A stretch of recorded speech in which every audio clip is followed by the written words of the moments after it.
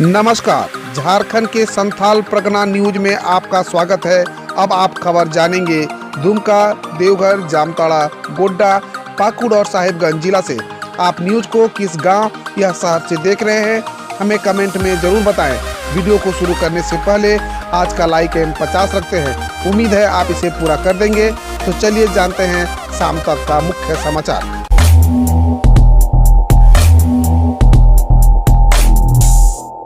बोकारो में सहारा इंडिया के zonal office में जमकर हंगामा, पैसे नहीं मिलने पर महिला ग्राहक ने आत्महत्या की दी धमकी। झारखंड के बोकारो में सहारा इंडिया के सेक्टर 4 स्थित जोनल ऑफिस में एजेंट और ग्राहकों ने जमकर हंगामा किया। इस दौरान कार्यालय में एक अधिकारी के साथ धक्का मुक्की भी की गई।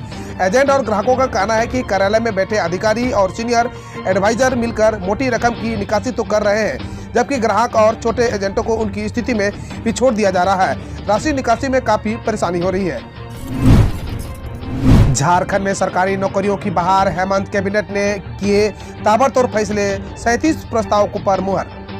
झारखंड में बड़े पैमाने पर होने वाली सरकारी बहालियों का रास्ता साफ हो गया है। शुक्रवार को प्रोजेक्ट भवन में हुई झारखंड की कैबिनेट की बैठक में कुल 14 नियुक्ति नियमावली में संशोधन की स्वीकृति मिल गई है। इसके अलावा देर रात तक कैबिनेट में विचार करने के लिए नियुक्ति नियमावली संशोधित होकर कैबिनेट विभाग में पहुंचती रही। इन सभी नियमावलियों को कैबिनेट की प्रत्यक्ष में स्वीकृति प्रदान कर दी जाएगी। ये सभी नियुक्ति नियमावली कार्मिक, उत्पाद एवं मद्य निषेध, पंचायती राज व अन्य विभागों में विभिन्न पदों पर होने वाली बहालियां से संबंधित है।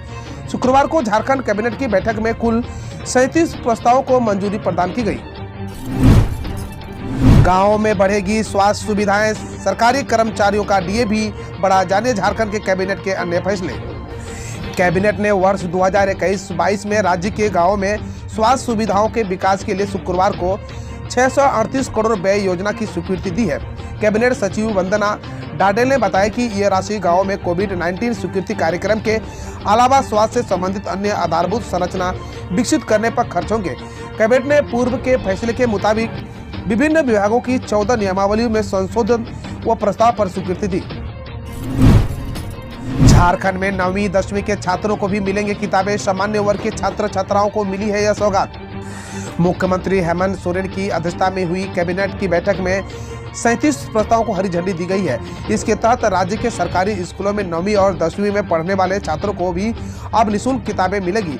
अब तक सिर्फ छात्राओं को ही किताबें मिलती थी।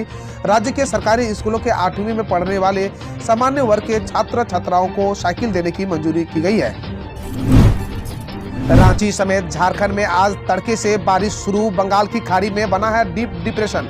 बंगाल की खाड़ी और दक्षिण अंडमान सागर में निम्न दबाव क्षेत्र बनने की वजह से देश के कई राज्यों में भारी बारिश की शुरू हो गई है।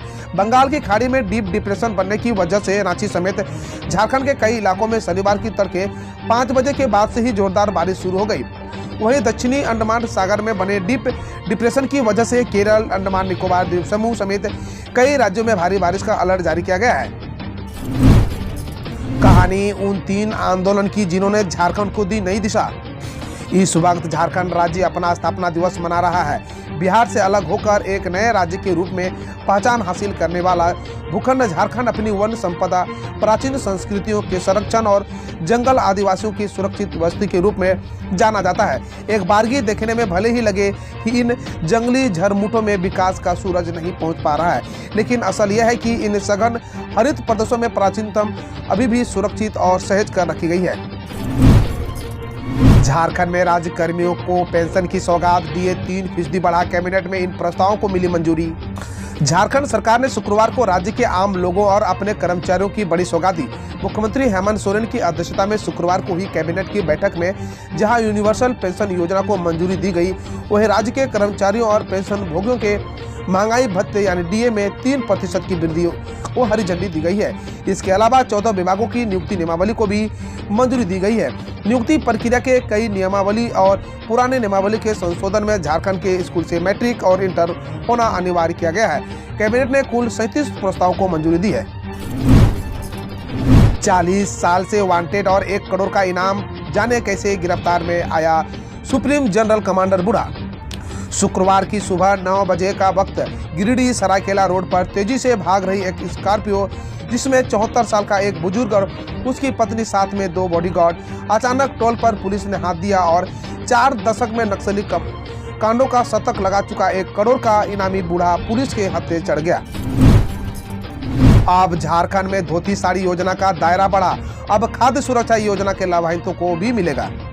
झारखंड सरकार ने शुक्रवार को निर्णय लिया कि राज्य सरकार की धोती साड़ी वितरण योजना का लाभ झारखंड राज्य खाद्य सुरक्षा योजना के लिए पात्र परिवारों को भी दिया जाएगा। मुख्यमंत्री हेमंत सोरेन की अध्यक्षता में शुक्रवार को यहां हुई राज्य मंत्रिमंडल की बैठक में इस आशय का निर्णय लिया गया।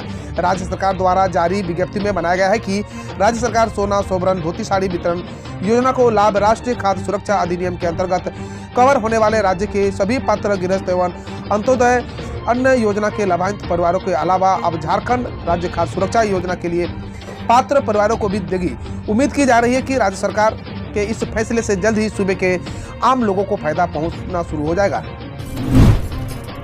देवघर डीसी ने चुनाव आयोग से बिना शर्त मांगी माफी। पत्र को गोड्डा सांसद ने फेसबुक पर किया साझा, आप भी पढ़े। देवघर के डीसी मंजूनाथ भजंत्री की किरकिरी हो रही है। अपने कृत्यों के कारण उन्हें चुनाव आयोग से माफी मांगनी पड़ी, माफी भी बिना शर्त। उन्होंने गोड्डा के सांसद और भाजपा के फायर ब्रांड नेता निशिकांत दुबे के खिलाफ एक नहीं 5 प्राथमिकी दर्ज कराई थी। इस मामले को लेकर झारखंड भाजपा और दुबे ने भजंत्री पर राजनीतिक हमला बोला था। झारखंड के सत्ताधारी पार्टी झारखंड मुक्ति मोर्चा के कार्यकर्ता की तरह कार्य करने का आरोप लगाया था। मामला बिगड़ते देख भजंत्री ने चुनाव आयोग से माफी मांगी है।